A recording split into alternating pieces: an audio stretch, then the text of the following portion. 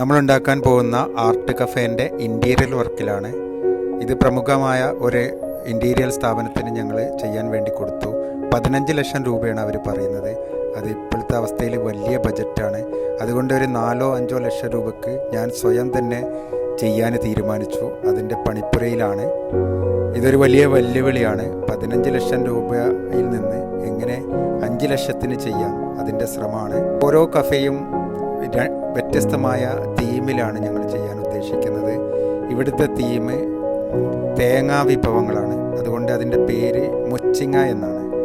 തേങ്ങാ വിഭവങ്ങളായതുകൊണ്ട് ഇവിടെ തേങ്ങ സംബന്ധമായിട്ടുള്ള ഇൻസ്റ്റലേഷനാണ് ചെയ്യുന്നത്, ശില്പങ്ങൾ. ഇതിപ്പോൾ ഞാൻ ഉണ്ടാക്കാൻ പോകുന്നത് ഒരു പൊളിച്ച തേങ്ങയുടെ ചിരട്ട ഫുള്ളായിട്ടുള്ള അതിൻ്റെ വർക്കിലാണ്. വേസ്റ്റായിട്ടുള്ള തെർമോക്കോൾ വെച്ചിട്ടാണ് ചെയ്യുന്നത്. ഏതാണ്ട് രൂപ ആയിട്ടുണ്ട്. ഇനിയും ഒരുപാട് 2-3 ദിവസത്തെ വർക്കുണ്ട്.